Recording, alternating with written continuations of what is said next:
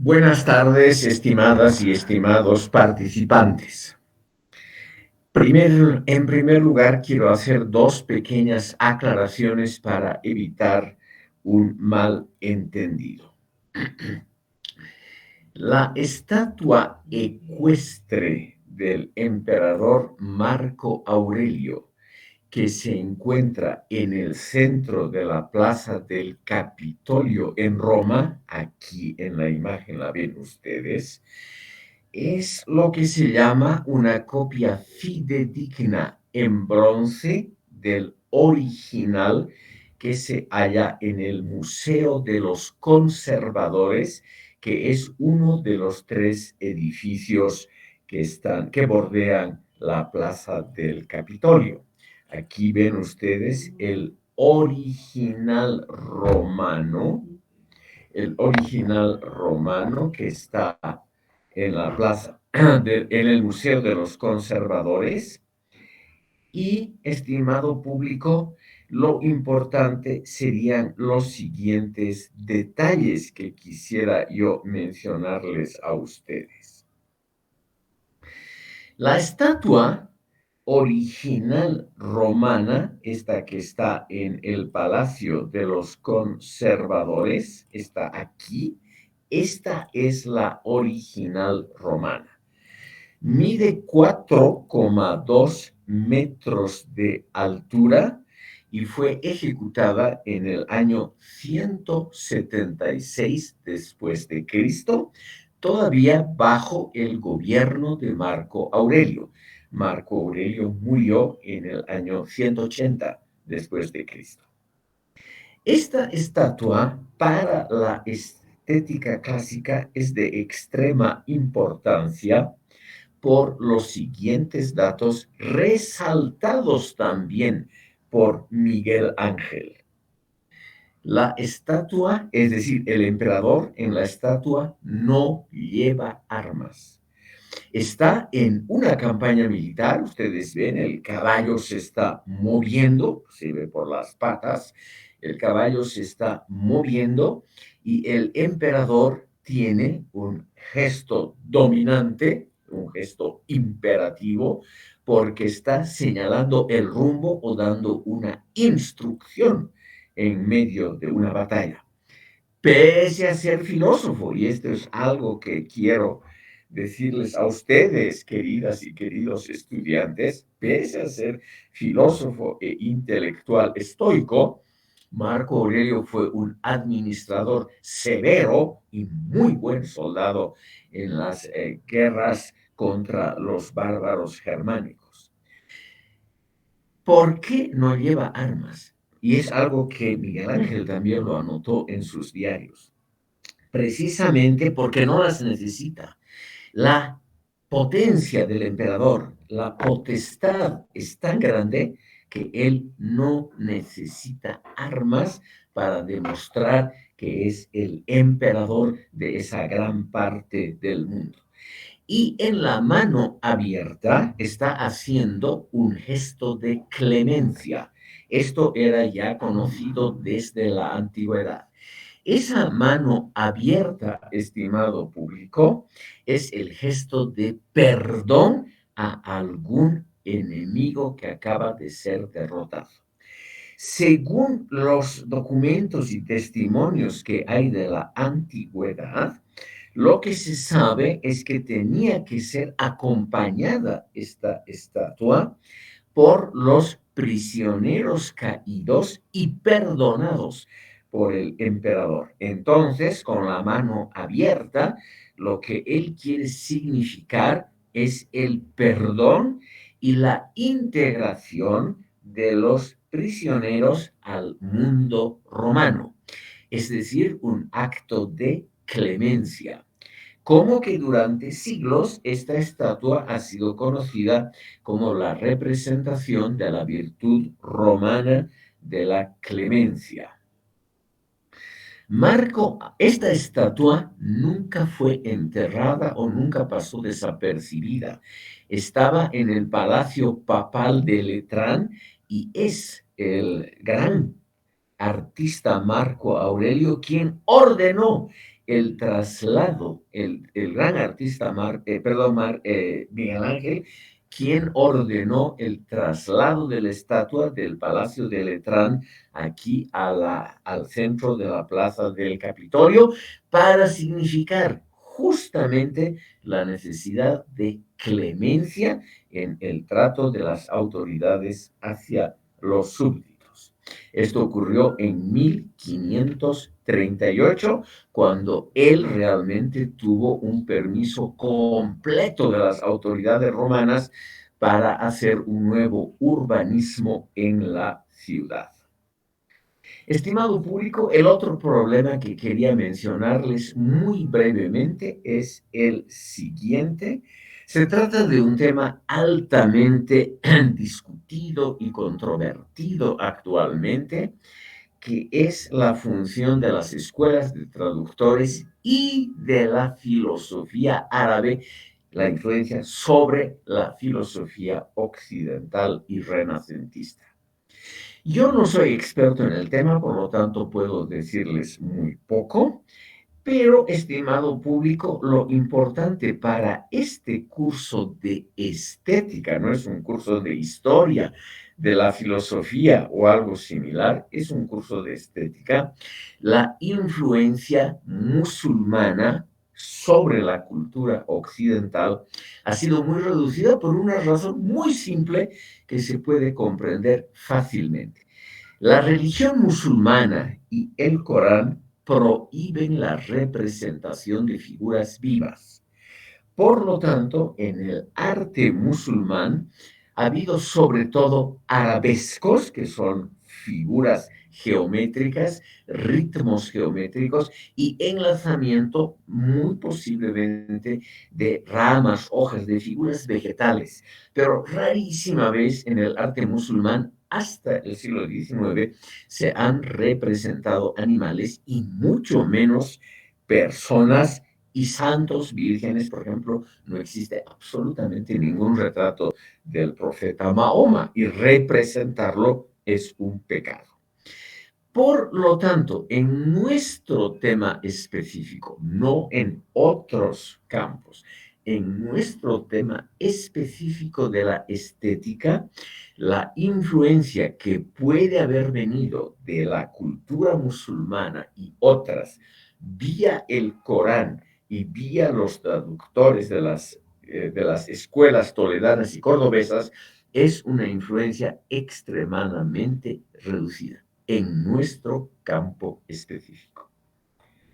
Estimado público, pasemos ahora a ver otras manifestaciones de la pintura clásica. Y aquí les quiero mostrar una de las primeras obras que se han pintado con temas profanos. Este es Sandro Botticelli, un pintor florentino del siglo XV. Y esta es la famosa Primavera de Botticelli, pintada en 1477 a 1478. Es una pintura muy grande, un lienzo muy amplio que está hoy en el Museo de los Uffizi en Florencia. Aquí tienen ustedes otra vista de esta notable pintura. ¿Por qué es una superación de la pintura medieval?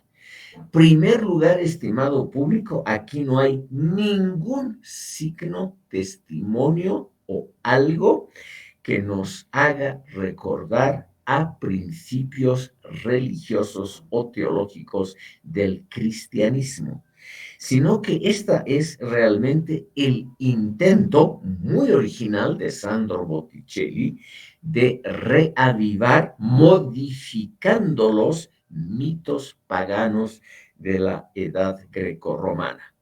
La primavera, estimado público, es el centro, es la figura que está en el centro y separada un poco tanto del grupo de la izquierda, aquí de las tres gracias, como del grupo de la derecha. La que reparte hojas y pétalos es Flora no es la primavera está aquí en el centro, simplemente con su atuendo de dos colores brillantes, blanco y rojo, está abriendo el ciclo primaveral. Ustedes ven aquí árboles con frutos, son naranjos lo que está aquí. Y lo más interesante es que esto se combina con motivos muy diversos entre sí, las tres gracias que cantan con ropa transparente, Mercurio, el dios del comercio, a la extrema izquierda, y aquí a la derecha el viento que está soplando y tratando de Olo, tratando de seducir a una joven que está también con poca ropa transparente.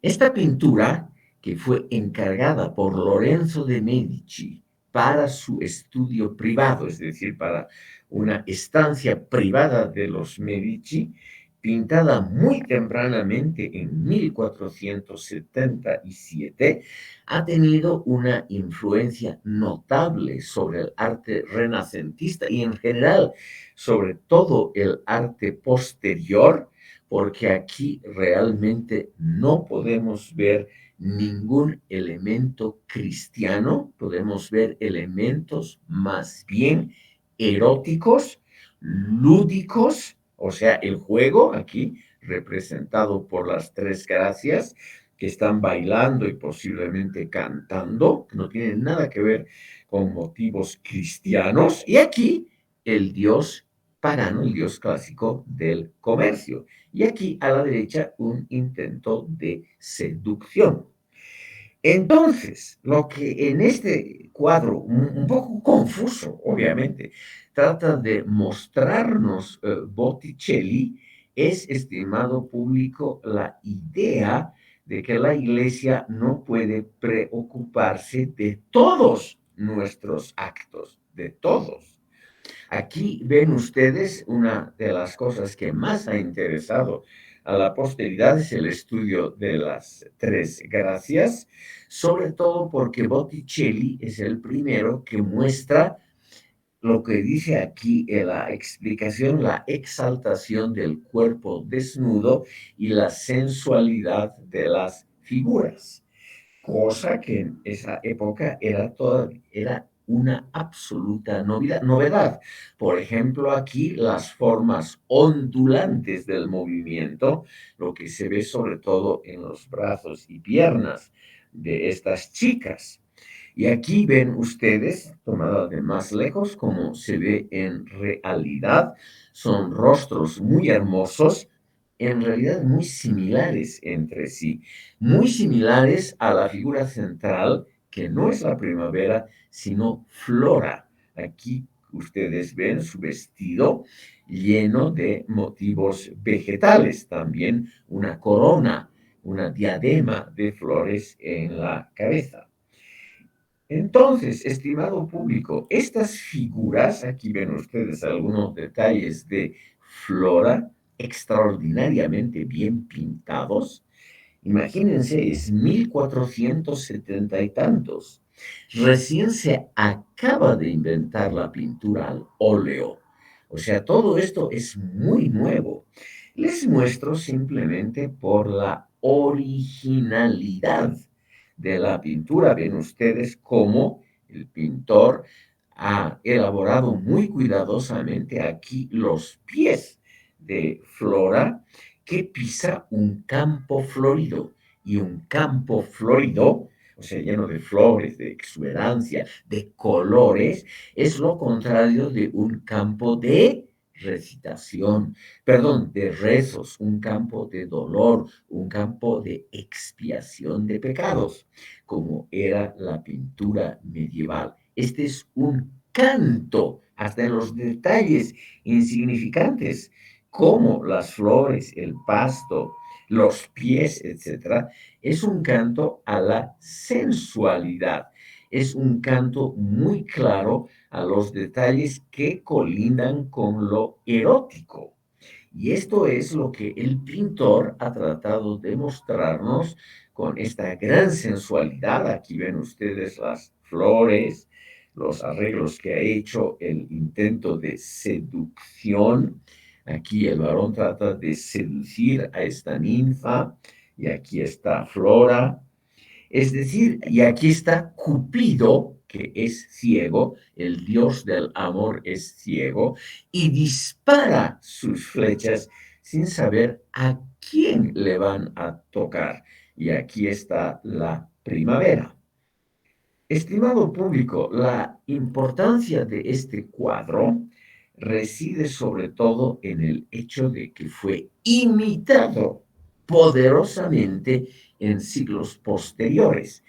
Este cuadro, La Primavera, constituye uno de los motivos más copiados y más usados en toda la pintura occidental.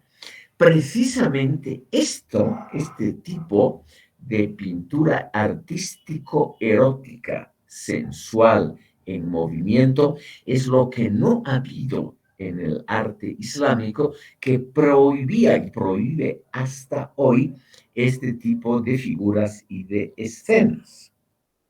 Aquí pueden ver ustedes, aquí pueden ver ustedes otro cuadro famoso de Sandro Botticelli, que también en su momento, el cuadro es de 1483, fue una absoluta novedad. El cuadro se llama Venus y Marte. Y es una pintura, una obra en la cual el pintor se hace la burla de los valores bélico-varoniles. Marte está aquí representado dormido, con la boca entreabierta, cansado y agotado, tal vez después de una sesión amorosa con Venus. Y aquí unos niños, ustedes ven aquí a la izquierda, aquí inferior, unos niños están jugando con las armas de Marte. Ven ustedes, este niño chiquito se ha puesto este yelmo, este casco del guerrero Marte y está usando su poderosa lanza con ayuda de otros chicos. O sea, se están haciendo la burla del dormido Marte, se están haciendo la burla de las virtudes bélicas varoniles. Y hay que reconocer que esas virtudes bélicas obviamente eran todavía lo central alrededor de 1483, cuando esta pintura fue concluida.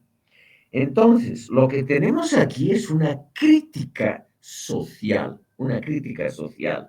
Aquí está Marte, el guerrero, dormido, como les decía, con la boca entreabierta, y un duendecillo travieso trata de despertarlo, soplando en un cuerno dirigido directamente a la oreja de Venus, que está tan dormido, tan cansado, probablemente por los ejercicios eróticos, que no se despierta. Ustedes ven, son geniecillos, niños, que juegan con lo más sagrado de un guerrero, que son sus armas. Aquí ven ustedes en esta otra imagen como a la derecha se nota otro geniecillo y Marte, que está dormido profundamente, y aquí los chicos jugando con las armas. En la Edad Media, que era la edad de los caballeros, del esfuerzo varonil, etcétera, todo esto, estimado público, era una crítica social muy grande, y así fue considerada esta pintura, Venus y Marte, que hoy está en Londres, en la Galería Nacional. Y aquí vemos una figura muy interesante de Venus, muy joven, que lo mira con una mezcla de lástima, y también de respeto, lo mira a Marte, pero lo mira evidentemente porque ella es la triunfadora, del acto amoroso. Ella está en perfectas condiciones y el otro está ya dormido. Entonces, estimado público, aquí ven ustedes les muestro esto, es el cuerpo casi desnudo de Marte, porque son los primeros desnudos, tanto masculinos como femeninos, que nos muestra Botticelli. En eso fue realmente un innovador. Aquí ven ustedes la calidad de los detalles. Esta es la mano izquierda de Venus. Aquí está todavía la pierna de Marte y aquí está el rico vestido que se nota hasta en los más mínimos detalles y pliegues como lo ha pintado Sandro Botticelli. Este personaje es muy curioso, estimado público, porque llegó un momento en que Sandro Botticelli se arrepintió de haber pintado todas estas cosas sensuales. Y al arrepentirse, él mismo llevó sus cuadros a la hoguera. Sí, estimado público, en Florencia hubo en cierto momento, alrededor de 1492, la subida al poder de un predicador religioso, de un líder populista, y este tipo llamado Savonarola trató de imponer un gobierno religioso, un gobierno basado solamente en preceptos severísimos de conducta popular, y él era el gran enemigo del arte. Y naturalmente Sandro Botticelli, un chico relativamente sensible, se dejó convencer de que él pintaba cosas inmorales y él mismo llevó algunas, por suerte, solamente pocas de sus pinturas a una pira pública, o sea, a una hoguera pública donde se quemaron sus cosas. Y esta idea de Savonarola de quemar imágenes es una idea que se ha repetido a lo largo de la historia universal. En el Imperio Bizantino hubo una reacción poderosa llamada iconoclasta contra iconos, contra imágenes, que también tuvo fuerza estatal. La emperatriz Irene del Imperio Bizantino ordenó también la destrucción de todas las obras de arte que contuvieran imágenes de personas. El Islam predicó lo mismo. Por eso en el Islam, estimado público, hasta el siglo XX, hasta que hubo la enorme influencia del mundo occidental, hay realmente muy poco de lo que podríamos llamar representación de imágenes. Quiero mostrarles que este arte individualista, este poderoso arte, estimado público de occidental, también se desarrolló al norte de los Alpes, en Alemania. El más famoso representante del Renacimiento en Alemania fue Albrecht Dürer o Durero en español. Y aquí les quiero mostrar a ustedes dos autorretratos del pintor. Estimado público, autorretratos es una cosa muy inusual en la historia de la estética, porque recién empieza justamente con el Renacimiento. Los pintores y escultores representaban cosas consideradas como importantes, cosas religiosas, y en un segundo plano, cuestiones, o digo, retratos de autoridades importantes, reyes, líderes militares, etc. Pero que un pintor se pinte a sí mismo y además se pinte con mucho detalle y cariño, realmente eso recién empieza con el Renacimiento, con esa liberación de la tutela eclesiástica. Y en tierras alemanas, el representante más ilustre del Renacimiento. Ustedes ven la riqueza de detalles, la maestría de la parte técnica, es Albrecht Dürer o Durero, quien se pintó dos veces a sí mismo. Uno de los retratos está en el Museo del Prado en Madrid y otro está en la Pinacoteca Antigua en Múnich. ¿Por qué estos retratos son importantes? Porque además tienen algo de traspaso, de transgresión a las normas del día. Durero, estimado público, se pinta aquí a la derecha claramente como Jesucristo. Es decir, él hace un retrato suyo utilizando motivos usuales en la pintura que solo se aplicaban a Jesucristo, a imágenes del Hijo de Dios. Y aquí él se pinta de esa manera. Por el detalle escrito aquí está clarísimo que es su autorretrato. Además está con un traje típico alemán de invierno de esa época. Durero, Albrecht Dürer, era un hombre de origen muy humilde, provenía de una cepa familiar de artesanos, etc. Él fue el primero que se liberó de la tutela eclesiástica en Alemania.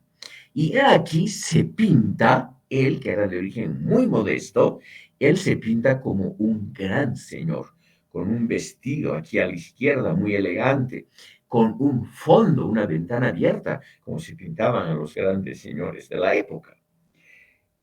Todo esto sirve simplemente, estimado público, para mostrar a ustedes el avance de las capas medias. Aquí ven una típica casa burguesa, no nobiliaria, una casa burguesa alemana del siglo XVI en Nürnberg, en la ciudad natal de Durero. Y aquí lo ven a él, estimado público. Este autorretrato, ven ustedes, está aquí con su explicación. Como les decía, un joven, perdón, es un tercer autorretrato. Aquí lo ven ustedes como un joven importante, arrogante, lleno de autoconfianza, ¿no? Es decir, estimado público, es realmente un ejemplo de cómo este joven y su clase social se ha autoemancipado, el mismo autoemancipado de la tutela eclesiástica. Aquí por las dudas están los dos famosos autorretratos. El tercero es el que tiene esa flor, ese ramo y flor en la mano. Ven ustedes aquí, que sostiene un cardo, que es, como dice la indicación, el símbolo de Cristo y también de la fidelidad de los varones. Aquí el que se va a casar sostiene este cardo, aquí a la extrema derecha abajo está más detallado, para que vean ustedes la extraordinaria calidad y el detalle técnico tan bien logrado. Estos cuadros, aquí los tienen ustedes, nunca han sido restaurados o simplemente les han quitado un poco el polvo de arriba. Están como en el primer momento. El renacimiento, entonces, es un liberarse de las constricciones que habían antes, constricciones, estimado público, que caen poco a poco por la labor conjunta de artistas, literatos, filósofos, escritores en general y músicos que realmente se empiezan a liberar de esa tutela eclesiástica. Vamos a pasar ahora, ya hemos visto la pintura florentina, hemos visto a los grandes que están de alguna manera ligados a la pintura florentina, Miguel Ángel, Leonardo da Vinci y Sandro Botticelli.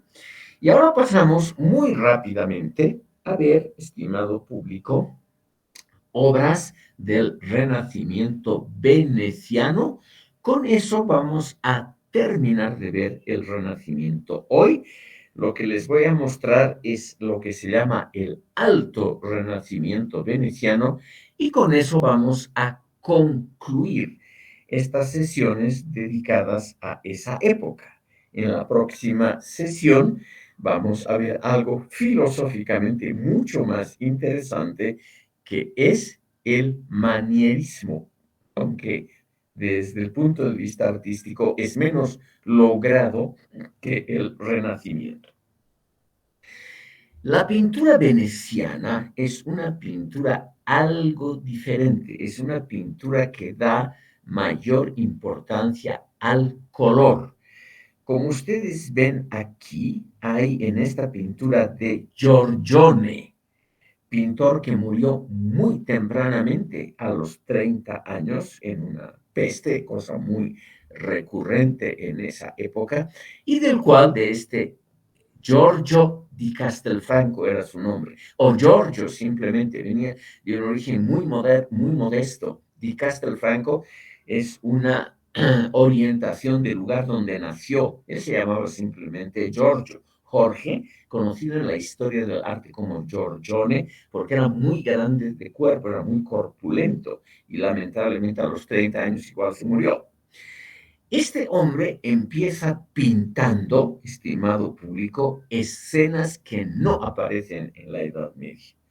Por ejemplo, una escena donde se da mucha importancia al paisaje, tanto al natural, ven ustedes, es un despliegue importante de árboles y masa vegetal, todo pintado con muchísimo cuidado, y atrás las obras del ser humano, ejemplos de arquitectura.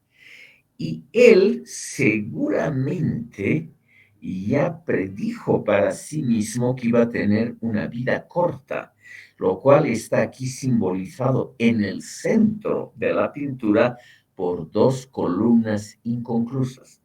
Ustedes ven aquí en el centro, es una cosa estrictamente simbólica que parece no tener importancia. Son dos columnas rotas o por lo menos no concluidas que nos dan a entender que la vida o los esfuerzos humanos no siempre tienen una conclusión adecuada. La pintura, estimado público, se llama La Tempestad. Esta, como ustedes ven, aquí el cielo se ha oscurecido y parece que va a haber algo así como una tempestad. Esta es la parte de arriba de la pintura. Ven ustedes esa conjunción entre la naturaleza, los bordes de la pintura, y al centro la obra del hombre, la obra del ser humano que construye ciudades y murallas, y aquí en el centro un rayo. Por eso se llama la pintura La Tempestad. Pero en la pintura lo que se ve es una gran tranquilidad, un varón que hace guardia, una mujer con un niño, una joven madre, y estimado público, el cuadro en realidad nos da una imagen de paz, de tranquilidad. Aquí tienen una visión de conjunto, pero atrás está la tempestad y al centro izquierda las columnas rotas. Es decir, es la conjunción entre lo inevitable del destino, que generalmente está contra los seres humanos, esa era la concepción de Giorgione, y, estimado público, los seres humanos, aquí dos, que tratan de vivir más o menos en paz. Giorgione es famoso sobre todo por esta pintura muy atrevida, La Venus dormida, un óleo de 1505, que se encuentra hoy en la Galería Zwinger de Dresden, en Alemania.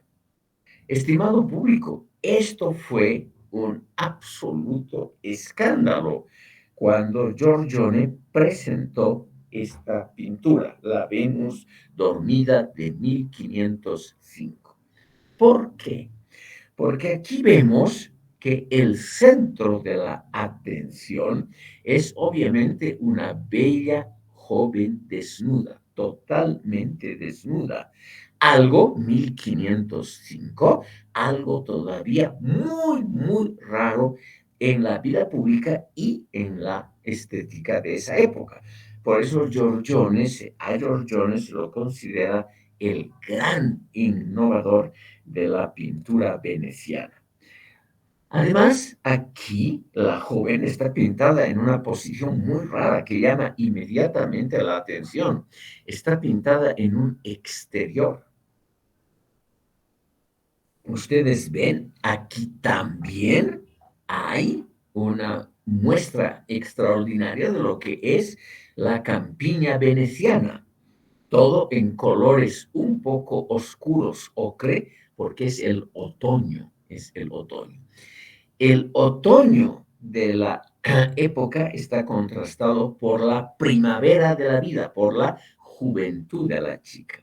O sea, es el contraste entre la vida que empieza a despertarse y la naturaleza que ya está empezando a declinar. Es la época del otoño. Y la chica está representada como si hubiese estado durmiendo en medio de un paisaje abierto, lo cual obviamente nunca ocurre en la vida real, pero es verosímil. Esa es la teoría que yo trato de explicarles, esa gran teoría filosófica de Jacob Burckhardt. El Renacimiento nos muestra, en primer lugar, una naturaleza probablemente embellecida. Tal vez no es tan hermosa, tan pacífica la naturaleza.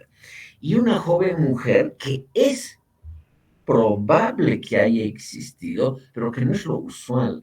Es decir, es la idealización de la mujer, pero dentro del marco del naturalismo. No es algo que no puede existir, como una pintura completamente abstracta o símbolos grotescos, nada de eso. Es algo que puede existir. Pero, estimado público, es algo naturalmente más raro, es decir, algo demasiado bello para ser verdad. Esa teoría de la verosimilitud, o sea, la naturaleza mejorada, idealizada, sin salir del campo, de los límites de lo probable. Eso es el núcleo de la pintura del cuarto y último gran representante de la pintura renacentista, que es Rafael Sanzio en español. Rafael Sanzio, igual que Miguel Ángel y que Leonardo, es más conocido solo por su nombre de pila, Rafael, Raffaello en italiano. Y este Rafael Sanzio, que murió también muy, muy joven, es el exponente más famoso de esa verosimilitud, o sea, de la naturaleza, de la fidelidad a la naturaleza, pero al mismo tiempo a una naturaleza embellecida e idealizada sin salir de los límites que puede tener la propia naturaleza. Este es un fresco, o sea, es una pintura ejecutada sobre una pared de estuco cuando estaba todavía fresco, que se llama el Parnaso. Este Parnaso, pintado entre 1510 y 1511 en las estancias vaticanas en Roma, nos muestra algo que también es muy, muy novedoso, que es de las primerísimas expresiones de un enaltecimiento de actividades culturales. La pintura, el arte y la arquitectura generalmente han representado las glorias militares, las bondades de la religión, la dignidad de los gobernantes, etc. Nosotros, los intelectuales, rara vez tenemos el gusto de que nos representen en una gran pintura. Y esta, estimado público, el Parnaso de Rafael, es una de las primerísimas exaltaciones, celebraciones de actividades intelectuales y artísticas.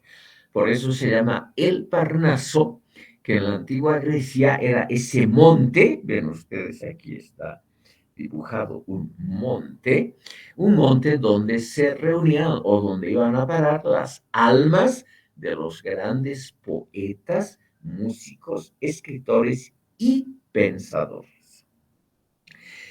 No voy a aburrir a ustedes con detalles. Ustedes tienen que abstraerse. Es un fresco en una habitación que originalmente estaba destinada a las habitaciones privadas de los papas. Fue pintada también para Julio II. Y por lo tanto, en la mitad del cuadro, lamentablemente, la apertura de una puerta. Ven ustedes aquí la puerta. Y este fresco en realidad adorna la parte superior de esa puerta, empezando aquí el techo, la parte superior de la estancia. Y están representados algunas de las grandes figuras de la literatura universal. Aquí, esta figura en azul oscuro con mangas claras es Homero. Homero, estimado público, está representado más grande que los otros porque siempre se consideró que era el primer poeta cuyo nombre ha conservado la historia de la cultura. Homero, el autor de la Odisea y de la Ilíada, que era o que se volvió ciego, por eso aquí está representado con los ojos cerrados, pero coronado con laurel. La corona de laurel en la antigua Roma era la corona a algún triunfo, que también podía ser un triunfo cultural, no necesariamente militar. Y a su izquierda, aquí a la izquierda, perdón, a su derecha, aquí a la izquierda de nosotros, está el autor de la Divina Comedia, Dante Alighieri. Ven ustedes aquí en rosado está Dante Alighieri, y así están los otros representantes de la cultura. Ustedes ven aquí en el centro a un músico, chicas que escuchan la canción, aquí los pensadores que están discutiendo entre sí a la extrema derecha, y aquí a la extrema izquierda están también pensadores, filósofos y una mujer que los escucha tocando o agarrando un instrumento musical. Todo esto, estimado público, sobre una pequeña colina idealizada, el Parnaso, donde se reúne, digamos, la crema y la nata de la cultura. Cosa, estimado público, que obviamente ocurre rarísima vez en la historia universal. Pero, ¿por qué es verosímil? Porque existen estos árboles, ningún cuerpo o cara aquí está deformado, etcétera. O sea, podría ocasionalmente haber pasado. Es verosímil. Este gran pintor, Rafael, es también el que ha pintado algunos de los retratos más famosos de la estética clásica. Por eso permítanme que les muestre a ustedes algunos retratos pintados por Rafael. Aquí tenemos uno de los primeros. Este retrato de 1514 representa a un intelectual, a un literato, a un pensador, Baltasare Castiglione. Es una pintura al óleo que hoy se encuentra en París, en el Louvre, y estimado público, ustedes pueden ver lo interesante del cuadro.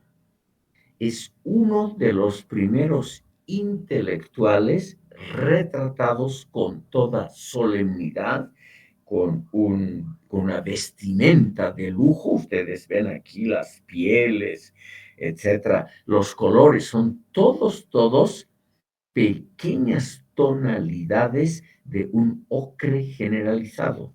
También el fondo es ocre. o sea, una especie de mezcla entre café y gris.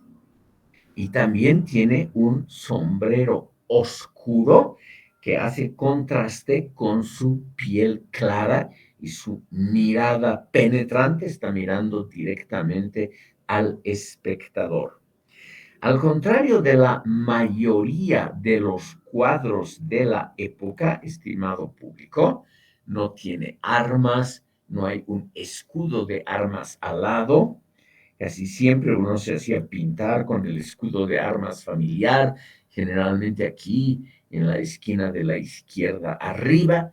No tiene nada que delate su profesión. Y para 1514, cuando fue pintada pintado este retrato, realmente fue una innovación.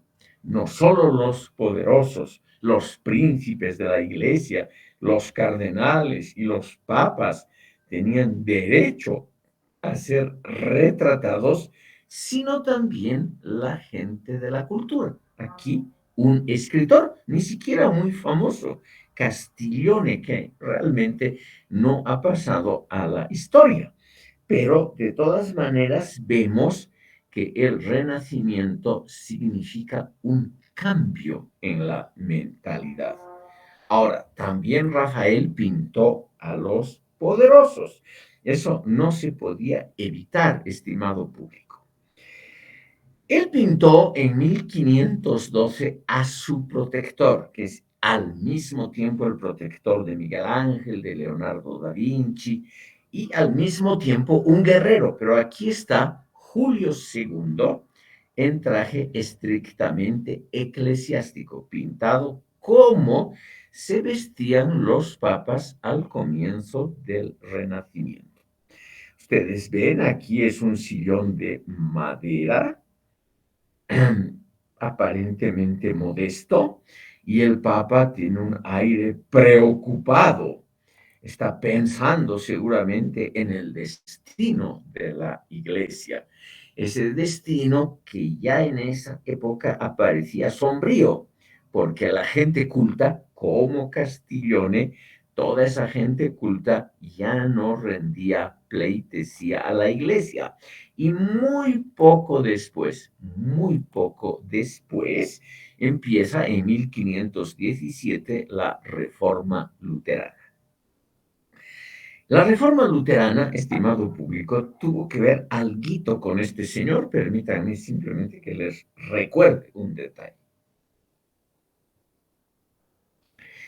Justamente por esta época, entre 1510-11, Martín Lutero, monje agustino de Erfurt, del centro de Alemania, viene a Roma buscando justamente la iluminación religiosa que él buscaba, buscando también la vida correcta de un cristiano.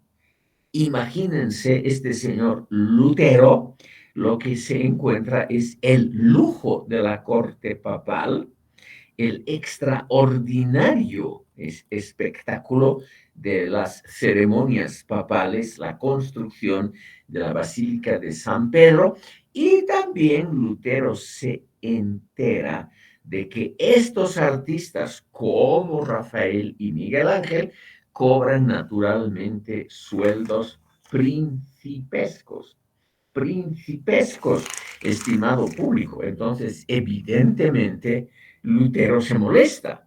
Él buscaba el retorno a la iglesia prístina de los comienzos y se encuentra con una Roma dedicada a los placeres. Entonces, naturalmente, Lutero se rebela contra ese orden de cosas. Aquí ven ustedes algunos detalles de cómo un papa se vestía y adornaba en esas épocas. Una gran blusa blanca, una cubierta de terciopelo rojo y aquí unos adornos que hoy nos parecen medio grotescos, pero que en su época eran lo usual, estimado público, en el adorno de un papa. Aquí, estimado público, otro retrato de un de un intelectual, de un pensador por Rafael. Simplemente para que ustedes vean que Rafael empezó a pintar a gente que no necesariamente tenía que ver con los poderes civiles o eclesiásticos. Esa pintura veneciana que empieza con Giorgione, que les acabo de mostrar, tiene su culminación, su cumbre, con un artista llamado Tiziano Vecellio. Tiziano Vecellio, amigo de Giorgione, pero Tiziano se lo conoce también solo por su nombre de pila. Tiziano tuvo la suerte de vivir muy largo. Él nació en 1488 y murió en 1576, o sea, para la época, una vida extraordinariamente larga. Aquí, estimado público, vamos a ver sobre todo este cuadro, porque este cuadro de grandes dimensiones que se llama El amor sacro y el amor profano de 1515, que se halla hoy en la Galería Borghese en Roma, este cuadro tiene fama de ser el impulso el impulso central del Renacimiento. Este cuadro, esta pintura, tiene esa reputación de ser de alguna manera el epítome, la representación perfecta de lo que ha sido el Renacimiento. Por eso permítanme unas palabras sobre esta famosa pintura, que es una pintura muy grande de extensión y que la pintó en 1515, es decir, cuando todavía era muy joven. Quiero llamar la atención de ustedes a tres aspectos por los cuales esta pintura es de alguna manera considerada como el epítome, como la representación, la personificación del Renacimiento. En primer lugar, aquí no hay ninguna alusión a motivos religiosos, pese a que el cuadro se llama El amor profano, el amor sacro y el amor sacro y el amor profano. Ninguna alusión a la iglesia, a temas religiosos, a vírgenes, a santos, nada de eso. Segundo lugar, estimado público, es una obra que muestra lo que ya hemos visto en Giorgione, la concordancia, es decir, la armonía de la vida entre una naturaleza hermosa. Aquí este cuadro tiene más detalles que Giorgione, tiene aquí un cerro, una pequeña montaña, aquí una laguna, árboles, bosques, pasto, etc. Y en tercer lugar, la representación muy clara de la belleza sensual como claramente el centro de atención de esta obra artística. Las dos mujeres que tienen la misma cara, es el mismo modelo. Aquí podemos ver la cara en detalle de esta famosa, una de las amantes de Tiziano. Aquí podemos ver en detalle la cara de ella. Aquí podemos ver la pintura en su totalidad. Obviamente el espectador lo primero que ve es la belleza de esta mujer que está vestida a la izquierda y desnuda a la derecha. El amor santo, el amor sacro es aquel que no necesita disfrazarse, taparse o encubrirse. Este de la derecha es el amor santo. Uno podría imaginarse que lo santo, lo sagrado, necesita un recato y que este es el amor justamente sagrado. No es así, estimado público. El amor santo es el que está aquí a la derecha. Esta mujer desnuda, joven y hermosa es la que representa la santidad del amor. Pero es un amor ¿a qué? A la sabiduría y a la cultura. No es un amor religioso y no es un amor a cuerpos, por ejemplo, a cuerpos masculinos, sino que es un amor justamente a la cultura y a la naturaleza. La chica del amor sacro, aquí a la derecha, sostiene una lámpara. No sé si se ve claramente, aquí esta lámpara tiene una pequeña llama y es la lámpara de la razón, la luz de la razón. La luz de la razón es algo que siglos más tarde es inmortalizado y usado por los filósofos del siglo XVIII, el siglo de las luces, el siglo de la ilustración, del esclarecimiento general. Y aquí Tiziano, que era un hombre muy culto, un hombre además con una gran suerte personal en la vida, vivió muy largo, recibió muchísimo dinero, ganaba extraordinariamente bien. Ahora mismo vamos a ver algunas de sus obras más caras por las que recibió honorarios principescos. Tiziano era un racionalista y aquí nos muestra la llama de la razón como el distintivo del amor sacro.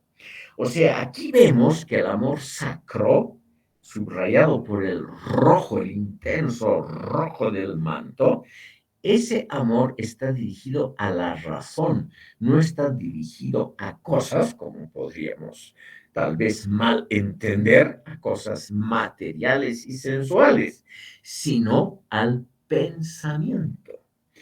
El amor profano, estimado público, es el que está, perdón, el amor profano, que es el que está aquí a la izquierda, está vestido con un color pálido.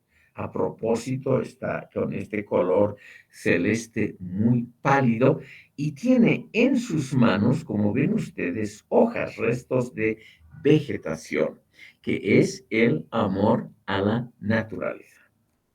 El cuadro ha sido alabado en todos los tonos y constituyó, fundamentó la fama de Tiziano por los detalles. No voy a aburrir a ustedes porque eso es algo típico de historia del arte, pero aquí hay una fuente de mármol pintada extraordinariamente bien por Tiziano. Parece una fotografía de un monumento de la cultura greco-latina, ustedes ven, es una típica fuente donde hay una historia mítica, una historia con caballos, guerreros y otras cosas que está en parte tapada por la obra de la naturaleza, por una planta. Y aquí el chico, el jovencito un poco feo que está en el centro, está sacando o tomando agua, que es el signo de la vida, la fuente de la vida. Todo, estimado público, los detalles, la pintura de cada una de las hojas, o sea, de las partes de la vegetación, los pliegues de los mantos, todo está hecho con extraordinario cuidado porque Tiziano quería brillar realmente como el más famoso de los pintores de su época, cosa que en parte ha podido realizar. La pintura esta es altamente simbólica, o sea, no son dos chicas que están esperando a un varón, sino son dos representaciones de lo santo, por un lado, pero dirigido a la razón, y de lo profano, que es el amor a la naturaleza. Es una pintura altamente simbólica. Y dentro de las pinturas simbólicas, por eso esto es importante, estimado público, se lleva la palma este enorme cuadro de Tiziano.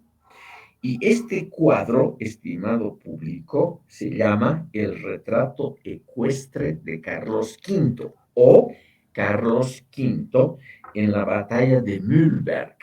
Carlos V dirigió una coalición de príncipes cristianos contra los protestantes, que ya se habían levantado y que eran muy exitosos en Alemania, y Carlos V, con su ejército mandado por un español, por el duque de Alba, consiguió una pequeña victoria militar en Nürnberg. Digo pequeña porque en realidad al muy poco tiempo se revirtió el resultado y los protestantes tuvieron unas victorias muy notables y se establecieron ya definitivamente en Alemania. ¿Por qué es simbólico? El cuadro se llama también, originalmente se llamaba la batalla de Nürnberg, y aquí no se nota ninguna batalla. Estimado público, ustedes ven que toda la batalla, toda, está representada por una sola persona. Esa persona es el emperador Carlos V, lleva por toda arma una lanza antigua, que hace aquí una línea diagonal muy interesante en la pintura. Y esa batalla de Nürnberg se llevó a cabo ya con armas muy modernas, cañones, fusiles, es decir, armas de fuego. Nadie entraba a la batalla con estas cosas medievales, como una lanza larga, además muy difícil de maniobrar y de utilidad muy dudosa en medio de una batalla. ¿Por qué es simbólico? Porque toda la batalla está representada en la acción de quien dirige la batalla.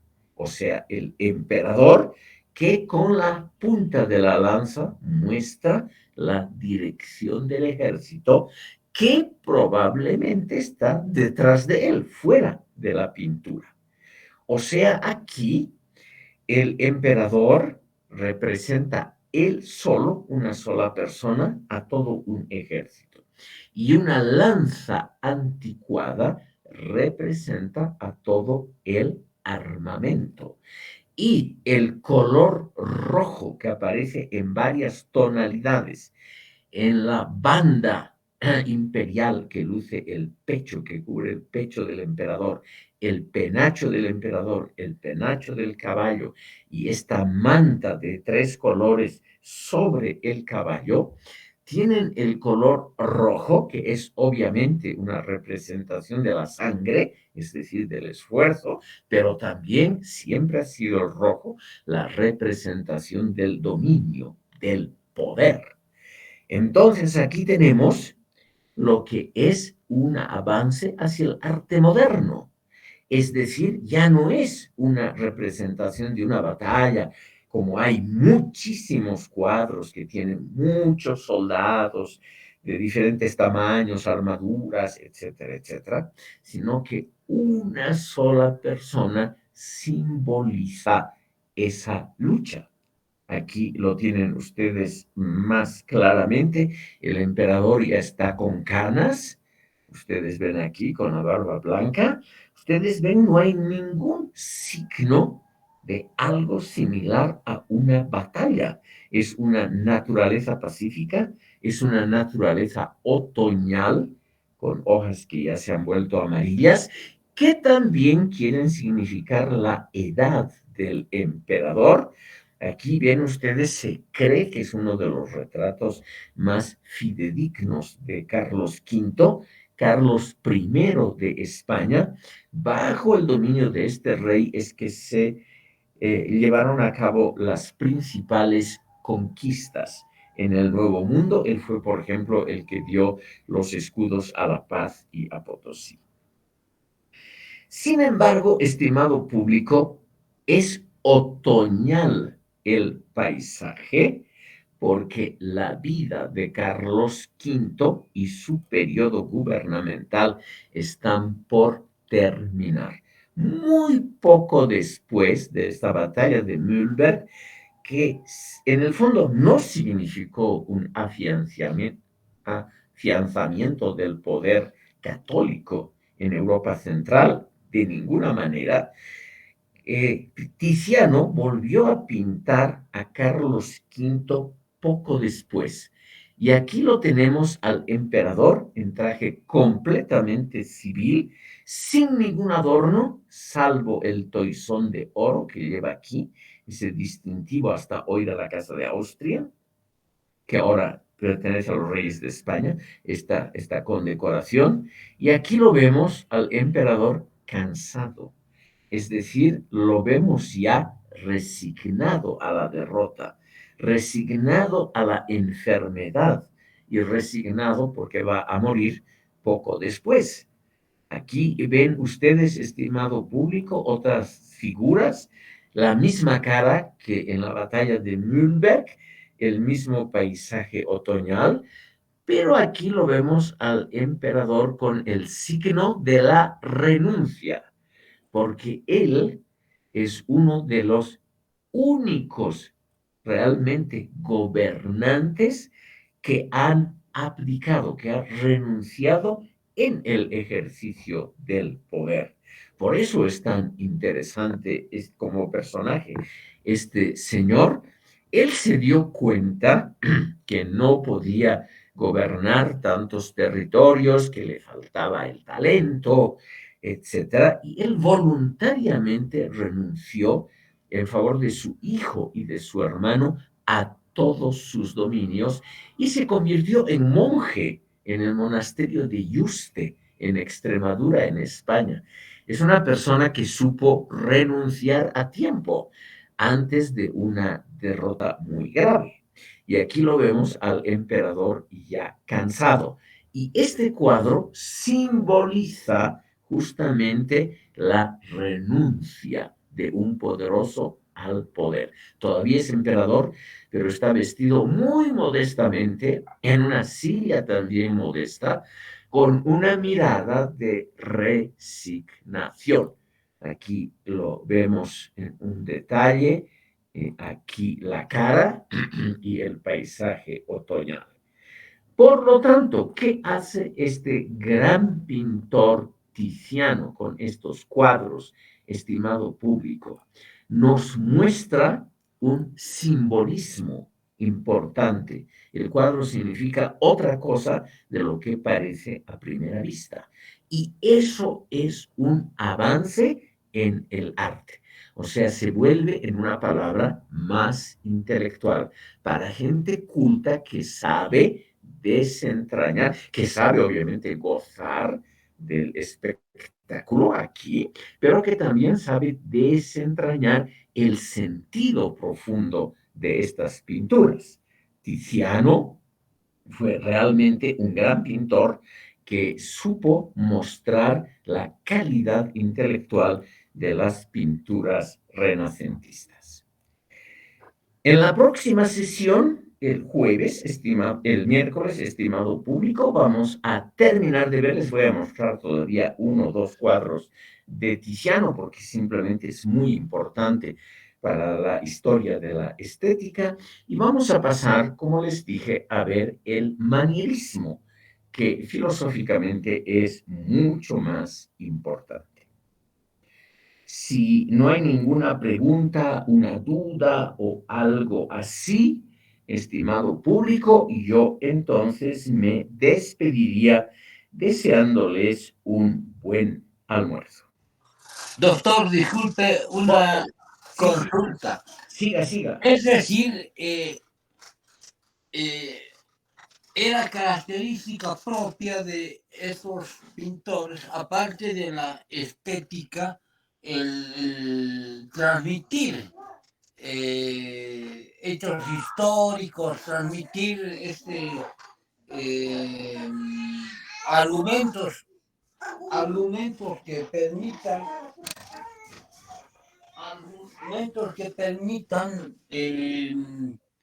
bueno, que quede, ¿no? En la mente de hechos y acontecimientos ocurridos en la época, doctor. Claro, claro. Por ejemplo, aquí en lo que tenemos en la pantalla, el cuadro trata de transmitir el poder, la magnificencia de Carlos V, porque es un cuadro usado para uso público, no era para uso privado de la familia real, sino para uso público. Y él trata de demostrar que él solito puede manejar brillantemente un ejército, trata de transmitirnos esa imagen, el poder, por un lado, la pericia, por otro, y la dignidad de la persona imperial. Pero aquí lo importante es que el cuadro obviamente está hecho para múltiples interpretaciones. Como les dije, ya en 1548, cuando ocurrió esta batalla de Mühlberg, 1548, nadie ya usaba lanzas, armadura de hierro como en la Edad Media, etcétera. Es a propósito un cuadro anacrónico, porque como usted dice, y le agradezco mucho su pregunta, trata de transmitirnos un mensaje. Y ese mensaje está claro. El emperador es poderoso y muy inteligente y sabe dirigir tanto el imperio como una batalla. Mientras que este otro cuadro también tiene un mensaje, también está pensado en el público, tiene el mensaje de que el emperador no es un fanático, que el emperador no es un tipo que se agarra al poder. El emperador a tiempo abdica, renuncia al poder. ¿Ya? Esos son los mensajes que obviamente también transmiten estos cuadros, todos pensados para una visión pública. Tal Muy vez, agradecido, doctor. gracias. Tal vez alguna otra participación. Si no es así el caso, entonces les deseo a todos un buen almuerzo y nos vemos el próximo miércoles. Hasta luego. Gracias, doctor. Hasta luego. Hasta luego. Hasta luego, doctor. Gracias. Hasta luego.